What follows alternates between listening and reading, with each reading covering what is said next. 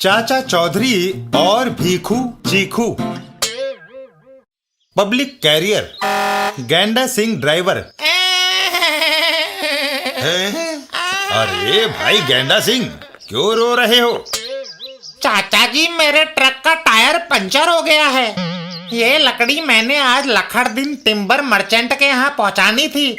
अगर ना पहुँचाई तो उसका भारी नुकसान होगा, मेरी मजदूरी जाएगी। फिक्र ना करो, साबू लकड़ी वहाँ पहुँचा देगा।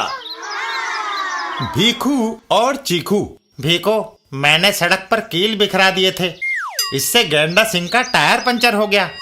क्या फायदा, वो लकड़ी अब साबू पहुँचा रहा है। उसका भी इलाज है मेरे पास। सड़क पर केले के छिलके फेंक दो, साबू फिसल कर गिर जाएगा, हड्डी पसली टूट जाएगी। वाह, जल्दी आओ। और वो दोनों सड़क पर केले के छिलके फैलाने लगते हैं। लो, सारे छिलके बिखेर दिए। केले में एक खासियत है, फल से पेट भरो, छिलकों से दूसरों को गिराओ। तभी उन्हें साबू आता हुआ दिखाई देता है। वह आंखें मूंदे बेफिक्री से चला आ रहा है। अचानक साबू का पैर केले के छिलके पर पड़ा और वो फिसल गया। ओह! भीखू और चीखू लकड़ियों के ढेर के नीचे दब गए। हाय! साबू, कमबख्तो, अगर मुझे ये लकड़ी टिम्बर मर्चेंट के यहाँ ना पहुँचानी होती तो मैं तुम्हें यही दबा रहने देता, लेकिन मुझे दुकान बंद होने से पहले वहाँ पहुँचना है। इतना कहकर साबू लकड़ियां लेकर वहां से दौड़ लगा देता है। लखड़दीन टिम्बर मर्चेंट। लो, हमारी लकड़ी आ गई। इधर भीखू और चीखू अस्पताल में। चीखू, अब घर चले। क्या फायदा, अब तो हमारी बीवियां भी हमें नहीं पहचानेंगी। हैं?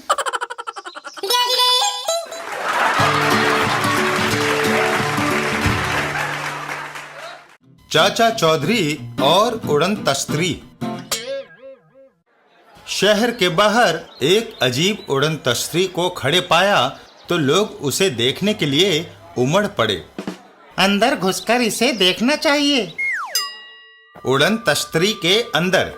अरे, यहाँ तो चारों तरफ अंधेरा है, आगे बढ़कर जरा देखना चाहिए। और वह ज्यों ही आगे बढ़ा कि एक सुपर बीम निकली और ओह, मैं मरा। कई लोग मारे गए। बाकी जो बचे थे वह बाहर को भाग निकले। भागो! उड़न तश्तरी से भागे हुए एक आदमी को रास्ते में एक पुलिस वाला दिखाई देता है। पुलिस को खबर करनी चाहिए, जरा ठहरो। हैं? क्या बात है, तुम घबराए हुए क्यों हो?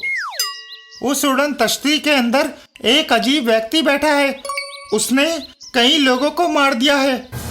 ऐसी बात है, मैं अभी उसे गोली मारकर खत्म कर देता हूँ। वो सिपाही उड़न तश्तरी के अंदर जाता है।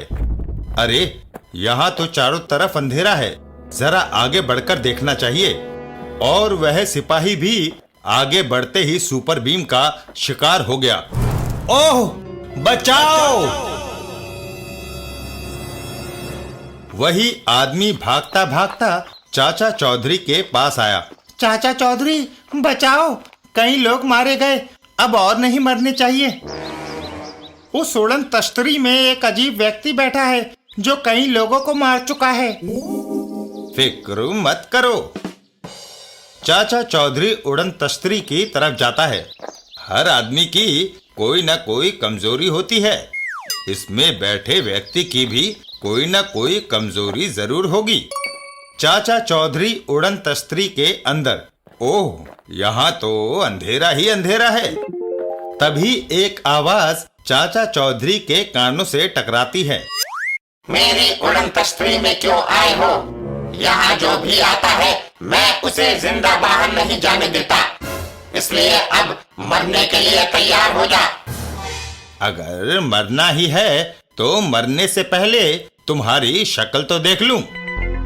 चाचा चौधरी माचिस जलाता है। ओहो, ये क्या किया? रोशनी से मेरे सर में दर्द शुरू हो जाता है। अच्छा, तो इसी वजह से तुमने अंधेरा किया हुआ है। यही है तुम्हारी कमजोरी। अब अपनी पगड़ी को आग लगाकर और ज्यादा रोशनी करता हूँ। चाचा चौधरी अपनी पगड़ी खोलकर उसमें आग लगा देते हैं। सारी उड़न तस्तरी में उजाला फैल जाता है। बंद करो ये रोशनी, वरना मैं मर जाऊंगा। एक शर्त पर यह आग बुझा सकता हूँ कि तुम मेरे सारे मरे हुए आदमी जिंदा कर दो और यहाँ से चले जाओ। मंजूर है। एक उल्टी सुपर बीम और जितने आदमी मरे पड़े थे वो सभी फिर से जिंदा हो होकर खड़े होने लगे। वाह, कमाल है। और वह उड़न तस्तरी अंतरिक्ष की ओर चली गई। Bye bye. टाटा।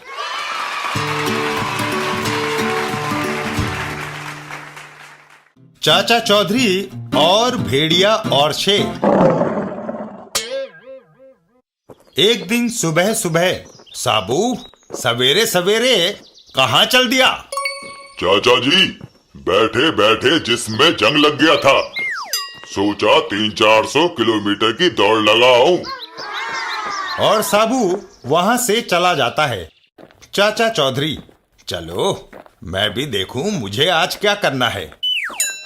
कल मैंने जो 2 भैंसें बेची थी उसके ये 20,000 रुपए, आज इनको बैंक में जमा करवाना है। बाहर झगड़ू ठग। मुझे भी पता है कि कल चाचा चौधरी को 20,000 रुपए मिले थे और इस समय चाचा चौधरी घर में अकेला है। मैं ये भेड़िए की खाल पहनकर मकान के अंदर जाता हूँ। चाचा चौधरी मुझे भेड़िया समझकर डर जाएगा और भाग खड़ा होगा। पीछे से मैं सारी रकम लेकर चंपत हो जाऊंगा। झगड़ू भेड़िए का मुखौटा मुंह पर पहनता है। कुछ दिन अपने आराम से कट जाएंगे। झगड़ू भेड़िए के रूप में घर के अंदर घुसता है। घर के अंदर से एक आवाज आती है, ओह, बचाओ! और झगड़ू दौड़ता हुआ बाहर आता है। बचाओ! पर शेर उसका पीछा नहीं छोड़ता। यहाँ तो लेने के देने पड़ गए। आखिरकार झगड़ू हार मान लेता है और अपना मुखौटा उतार देता है। शेर जी, मुझे माफ कर दो, मुझे मत खाओ।